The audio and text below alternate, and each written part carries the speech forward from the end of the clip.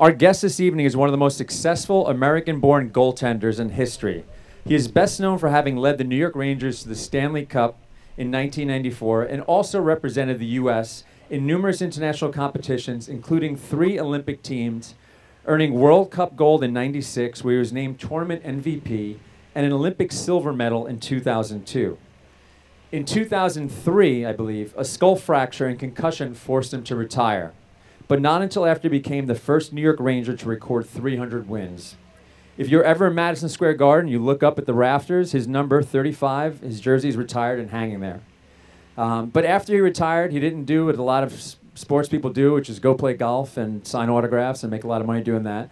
He actually enrolled in Yale University and received a degree in ethics, politics, and economics with a concentration in environmental policy, and went on to found Healthy Planet Partners, a sustainable power finance and consulting group, and Environmental Capital Partners, a $100 million private equity fund focusing on resource efficiency.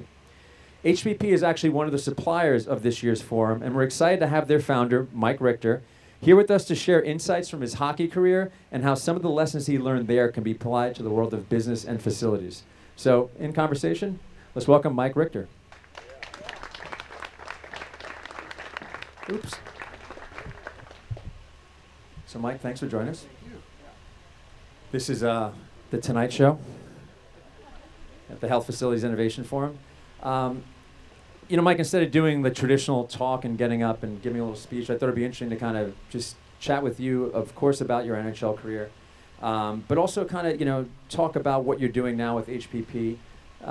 You know, you were with one of the, you know, not a lot of people are hockey fans, but if you don't know too much about the New York Rangers in 1994, an amazing team with an amazing captain, Mark Messier, goaltender Mike Richter, and you know, we've got a lot of leaders here within healthcare facilities and business. What do you think is, you know, from a team? We both come from New York City, well, New York City area, where our teams spend a boatload of money on players that don't really connect and don't win. I mean, the Yankees is a perfect example. Sorry if any Yankee fans are out there. But the New York Rangers, you know, they had a wonderful chemistry and, you know, one of the best teams to play in that franchise. What do you think is the importance of a dynamic team?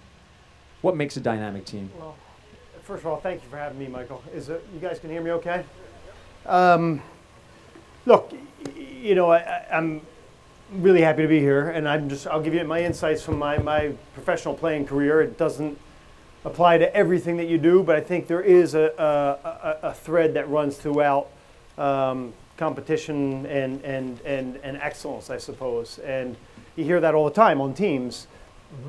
There's talent everywhere. There's talent here, and all of your competitors have it. One team's going to win each year, and they have to do something exceptionally well. And you don't show up with a talented team and expect success. You have to earn it. You have to find a way to cultivate it, and it's the culture within the organization. And you know, you mentioned the Yankees. They have done that a lot, right? I mean, there's 20 some odd.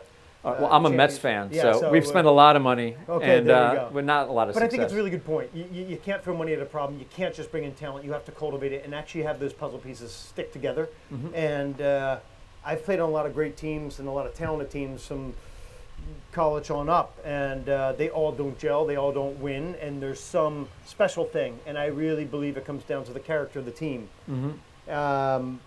We had, as you had mentioned, an exceptional leader in Mark Messier. He was a little bit of a mythical figure in ice hockey if you don't know of him. And I had a lot of friends that I played with going, you know, what is the deal with this guy? I keep hearing these stories in Sports Illustrated about this great leader. But he was a great player, and he did play and lead by example. But I think it was these little things that made everybody feel appreciated. If you got a second, I'll tell a story. I think you may have heard. I think we got some time. The year we won, we were a very, very good team. But again, we hadn't done anything particularly well. We were on a winning streak. We were very full of ourselves.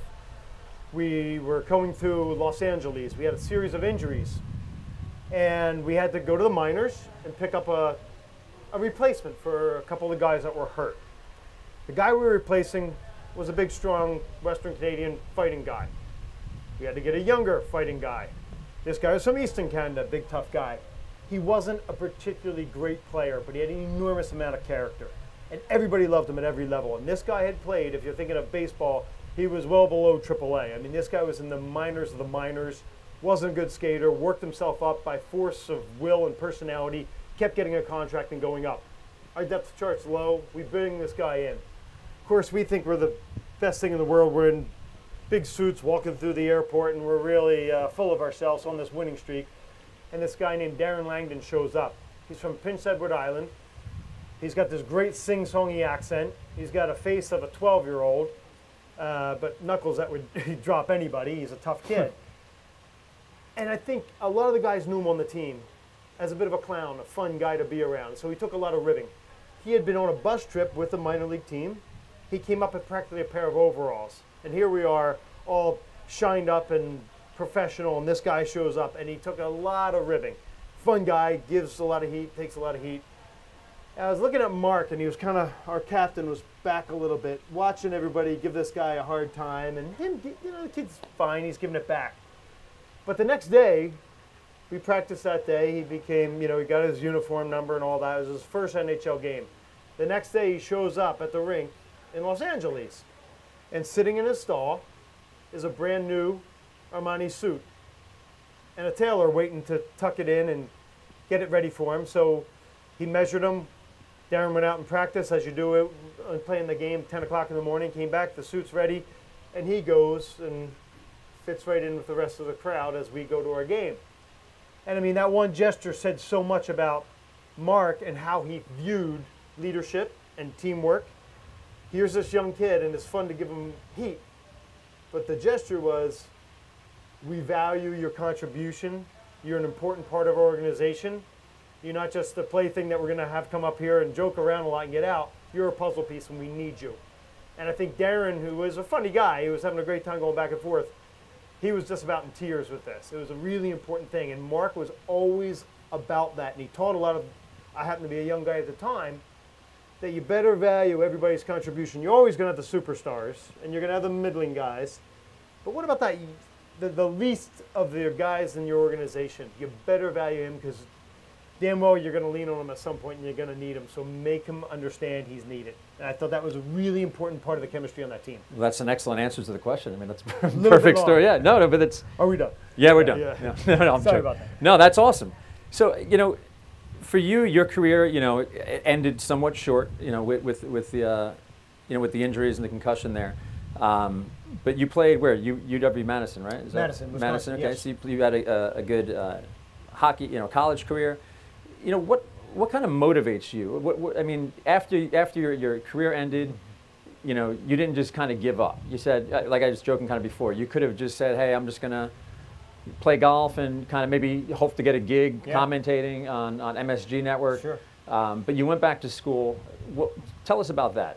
Well, I think two things. If you've ever seen my golf game, you know why I wouldn't retire and just play golf. I wouldn't be making any money. Is that why you wouldn't come to the golf outing today? Yeah, exactly. I was delayed. No, I think what you don't realize as an athlete, and you see this in women's gymnastics, you see it in the tennis world. You're 19 years old, you may be as strong as you'll ever be. Your body just keeps going and you never think you'll end. I retired at 36, 37 years old through an injury. And I was a much better player at 36 than I was at 26, than I was at 19. But my body wasn't. It was starting to come apart here and there. You were a better player at 36 than Absolutely, you were at 20? yeah. I mean, why? Because I knew myself. I was more professional. I knew what it took, whether I was sick, whether I had problems at home, whether I had a bad game. You weren't hanging out with Lance Armstrong. I was not hanging out with Lance Armstrong. But that's the key, though. And you need, and we should talk about him later, but you need to understand what gets you to play to as close to your potential as possible. And I think the best thing you can do, wherever you are, you're going to lose games. You're going to get your ass handed to you sometimes if you're playing in the NHL or you're playing at a high level or you're participating in any business at a high level. But how do you bounce back from that? And what frustrates you the most? And what frustrated me the most was not playing a game where I played well and lost. Was not playing to my potential. And you'll scratch and claw your whole life to figure out how to get yourself to the upper limits of your capabilities. And not meeting that, to me, was the most frustrating thing as a team, as an organization, but as an individual, because that's the only thing you control. And when you retire, you think you're old at 36, but you have a whole life to live. And it starts to dawn on you. And the dangerous part for any athlete is that moment where you realize, okay, that I'm starting to live in the past, and what do you do to go ahead? And to me, it was to go back to school. The first thing was buy myself some time, complete a degree that I hadn't. But to me, I wouldn't think going back to school. I think of that movie where like the hockey player becomes like a figure skater. Was that? You could have done that. But that would have been a moneymaker. No, but I mean, going back. So tell us about, you went back to school, but then the whole environmental and the economics piece, and then of course tell us about Healthy Planet Partners. Kind of what. I had a friend who once said, geez, you're doing such great work. This is really important. People watch this. Kids look up to you. And I thought about it, and I'm saying, I stop a hockey puck for a living. In the grand scheme of things, that's not really making the world a better place. I loved it on a personal level. It was an incredible challenge. And oddly enough, it was as compelling as I got older than it was when I was younger. And by that point, it wasn't just about winning championships and sticking around. It was about fulfilling your potential. And that was great on a personal level. But I think as soon as you end, you have a platform now. And what do you do with it? What do you do with it? And you have to have other challenges. And I actually think, whether it's through volunteer work, through just example, or your company, whatever you do, I do have a level of interest in the environmental issues, and you can make the world a better place. You don't have to be preachy, you don't have to be dogmatic about it, but you can hopefully leave the world a better place than you found it, and that's what you try to do, something bigger than yourself. Excellent. Well, I just read the article, I guess the interview you did with Grist, the blog, and they asked you, what does HPP do? And I think it's a great quote, or I guess the answer was great for this audience. He said, what HPP is trying to do is work as a doctor for a building. So talk to me about that in terms of what exactly HPP does with clean energy retrofits. Yeah, we are known as the Richard Simmons for commercial buildings. Now, what we do is just say, look, the building's infrastructure. We look at commercial buildings, and basically we finance infrastructure improvements. It's related to energy. That can be an energy efficiency. It can be as boring as a new boiler or an operating system for the building. Or as something as, what I think is interesting is renewable energy. Solar, battery storage is now coming online. Geothermal, we're agnostic to the technology. It's got to be commercially proven. But what I like about it is, in essence, and not to take this thing too far, but I mean, it is about reaching potential. I'm coming out of New York City. 80% of the building stock's going to be there in 20 years. Not all buildings are going to be these new green, great buildings that function very well. Someone's going to have to retrofit the existing stock there because they don't work particularly well. They're really inefficient. And if you can come in and give them a better operating system, they work better. It's a huge part of the bottom line for most businesses. It's a huge part for this audience that applies. There's, I think, something like $120 billion a year of asthma-related, breathing-related health issues. So that comes from the quality of our air. And so if you can clean that up, the building sector accounts for an awful lot of that pollution. It's a nice way to do it. It saves money on the bottom line. To me, it feels good because I think you are moving society, inching society toward a better operating system. Great. One question I have, kind of going back into the hockey thing, which I wanted to ask, is the one thing I never understand about hockey, and this is kind of jumping back from what we were talking about earlier, teamwork and focus, is the fighting. Yeah. Right? If it's an NBA, if there's a fight, it's going to be in the stands and people getting arrested and stuff like that. NHL, they fight and they get back to work. Yeah. How do you find the discipline as a hockey player to not let that get in the way and kind of, let the emotions get the best of you? That takes a lot. I mean, is that something they train you as a team? Did you find yourself sometimes that some of your teammates would get the best of them? First of all, you become a goalie and you don't have to fight, so that's a good thing. No, I think it's like anything else. Hockey is a passionate sport. There's a lot of emotion involved. And when you're competitive and a fight breaks out spontaneously or physical confrontations happen, it's very difficult to keep your cool. And I think any success only follows from discipline. You have to have a couple kind of, as I said, threads of success. You have to be motivated. If you don't bring energy to what you do, you're in trouble. You have to have discipline, because energy without any kind of control, any kind of discipline, you're all over the map. And that's what happens when you start getting too much passion without that control. And the other thing is you have to have that teamwork that we mentioned early on. But the key is discipline. Whether you're a manager in a hospital or a goaltender or a school teacher, you have to know what makes you successful. You have to understand how to get yourself emotionally prepared to do that day in, day out, no matter how you feel and whatever comes your way in the environment that you're playing in that moment. So I just joked earlier about Lance Armstrong, Sure. right? So you're talking about teamwork, dynamics, and I joke about the Yankees because I'm a Met fan, but Derek Jeter, excellent, a captain, well-respected, regardless of a Yankees fan. But, winning is one thing, but winning and trying to cut corners is a whole different thing. So that kind of comes down to self-discipline. What are your, as a legendary athlete, what are your thoughts on that? And kind of, do you find it, whether it's Tiger Woods or Lance Armstrong, or I guess the list is long recently, of a lot of people kind of cutting corners, winning for the sake of winning? Well, I think it's an important question. Look, I love Lance Armstrong's story. It's, no matter how you slice this, incredible. This guy coming back from cancer and doing what he did is amazing. It's sad what happened, from what we understand. I mean, it was a pretty organized, basically cheating ring. And nobody likes it. There's a very thin line between being competitive and crossing that line into doing, you always want to do whatever you can to get that advantage.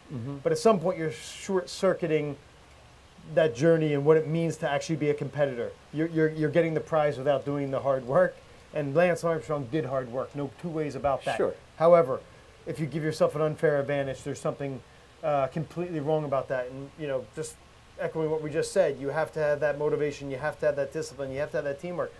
But something that isn't talked about, I've got 3 young boys, enough, at every level, is character. And that is the kind of the deal breaker. Lance Armstrong was motivated. This guy was just disciplined beyond belief. That U.S. Postal team had incredible teamwork, but you need character because the entire equation falls on its own weight when you circumvent the rules of the game. You can never get so big that the rules don't apply. And I think people in that blind effort to win, and we all can be guilty of it, you start doing those shortcuts. And it's a tough thing for people to swallow because his story is so profoundly moving. But it's a different lesson to learn because of the revelations. Well, I guess it came down to all the denying that he was using it for so long. I think that kind of came to... I think that's a problem because you're starting to affect other people's lives. It isn't just yours. And he had the foundation, so I guess that's a whole different animal there. Actually, when I think about it, I was just trying to think now, there really hasn't been anything like that in the hockey world, right? Has there been? No, there's not. But I mean, look, it's a really interesting thing. When you play in the NHL, in the last 4 Olympics, they've allowed professionals to play. And there's banned substances, for instance, in the Olympics that are not banned in the NHL. And there's banned substances that are banned in the NFL that aren't banned in Major League Baseball. So at what point is a baseball player crossing a line if he's doing something that's banned in one sport but not his? Theoretically, that's fine. Caffeine's an example. I mean, you couldn't have more than 2 cups of coffee and play in the Olympics, because that could literally be considered a performance enhancer. And so where is that line? And there was a big dust-up. I think it was, it may have been in Calgary, when one of the snowboarders was caught with too much marijuana. And it wasn't particularly a banned substance as performance enhancing, but it was an illegal substance.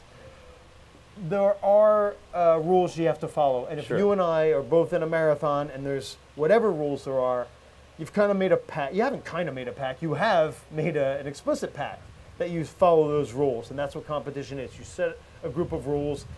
I've got a 14, 12, and 10-year-old, and whether they're playing knee hockey in the living room or playing cards, there's certain rules, and you just follow them, or you're outside of them, and you can't be part of the group. And that's, I think there are those guys that'll shave them all the time, and they don't last long. You just mentioned marathons. You've done you've done an Ironman, marathons. Ironman, the toughest thing you've had to achieve, or? Ironman's incredibly difficult for a couple reasons. But the biggest thing is, I mean, that comes down to discipline and the training. It comes down to discipline, and if you don't put the training in, you just won't finish. I was just trying to finish, but 13 hours of a day or 12 hours, whatever it may be, is a lot of time to ask yourself whether this is worth it, whether you can do it. Doubts, and that's where, as much as it's a physical thing, like any sport is, what's compelling about these things is the emotional discipline that you have to have them. My friend used to put on these Ironman North Americans. So he said, look, Mike, if you want to do these things, you're retired now, go ahead. And I had a year where I had to physically recover from that fractured skull. I was really, had brain injury and everything else. So it took a long time for me to physically get strong enough to do it. But once I did, I started working out very hard. And one of the hardest parts about this was the course went by my house 4 times. And I thought to myself, well, hey, you know, I got into this thing as kind of a afterthought. I put in a lot of work, but, you know, if I'm really feeling kind of crappy just on that bike ride, I'm just going to go right up the driveway and have a nap and watch the rest of people finish 5 hours later. But I think it's the discipline. And I think to me, that's the most compelling thing. The game of ice hockey, it's a kid's sport. It's fun to play. I still do as men's league. I do it pond hockey with my own boys. But excellence in any form, to me, is compelling. And whether it's through business, sport, or whatever, there's the discipline of habit, there's the preparation, and there's the sacrifice that you have to make. And to me, whatever the venue, that's a really life-affirming thing. Okay, great. So to tie it all together, so, you know, our audience is, you know, heads of facilities, capital projects from all large systems and academic medical centers. You have an understanding of what their day-to-day role is with, you know, Healthy Planet Partners. Sure. What would you say that you've learned from hockey, you know, that if there's one thing that you could take away that you've learned from that can kind of apply to either the business world or to people that are managing buildings? You know, I don't want to pretend because I stopped the hockey puck I can give you guys this glowing advice, specifics on what you do. But I will say, I don't think that there's any line of work that you take seriously that you're not going to get your ass handed to you sometime. And you have to react to that. You have to figure that out. What does that mean? And, you know, anytime I'm asked to talk to grade schoolers or whoever, they talk about winning. They talk about success. And things that we don't discuss much is failure, because that is an enormously important part of the equation. You will have failure as a group, individually, large and small, and you have to deal with that all the time. And you mentioned, you know, Lance Armstrong. I had lunch with his coach many, many years ago before a lot of these allegations came in, and he said such a great quote. He said, what makes Lance Armstrong great is not his VO2, his particular strength, and they were off the charts. They were incredible. It was that he's not afraid to fail. It seemed like such a kind of underwhelming thing to say about a guy who'd won, at that point, 6 Tour de France. He's not afraid to fail. I mean, what about his capacity for pain? What about... If he's not afraid to fail, why was he doping? Very good question. Very good question. But, I mean, I don't know how you define that. Is that not afraid to fail, or just so intoxicated with winning that he has to ensure it? I don't know. But he just said, look, he is going to give everything he has in training. He's going to give everything he has in that time trial or that Tour de France or whatever it may be, and he'll walk away and not worry a thing about what might have been, because he knows he couldn't give one more ounce of himself to it. And Tiger Woods, you had mentioned earlier, I mean, this guy won a Masters and decided, as good as that may be, that was not near his potential because the swing wasn't right. And if you can imagine consciously saying, I'm going to deconstruct my swing, go back to the drawing board after I've won maybe the pinnacle of golf, and understand that I'm probably going to take a step back for a year, maybe a year and a half, to take 3 steps forward. It was the most courageous thing I've ever seen, where he really made that bargain with himself. And guess what? He was bad for 6 months, or he wasn't Tiger. And then he got better, and then he got better, and then he got incredible. Yeah, no, he's had his own personal challenges and everything else. Yeah. But that level of understanding how failure plays part of the, plays into the ultimate success, and how you have to deal with it, and not being afraid of making those hard choices and having things go wrong, that's a big part of the equation that doesn't get spoken about. And I think that's something that needs to be understood and appreciated more. Great. Well, Mike, I'm getting the cue that we're running out of time here, but I want to thank you again for joining us. And thank you so much. For anybody that's interested in talking with Mike, he's going to be here with us for the next couple of days. Thanks for having me, guys. Yeah. Thank you. And again, thank you to HSI for sponsoring this reception. We're going to go back up to the, well, if you were there earlier for the lean thing, we're going up now to the Flores Ballroom for our dinner program. So again, thank you guys. Thank you, Mike. Yeah. Thanks. That's awesome.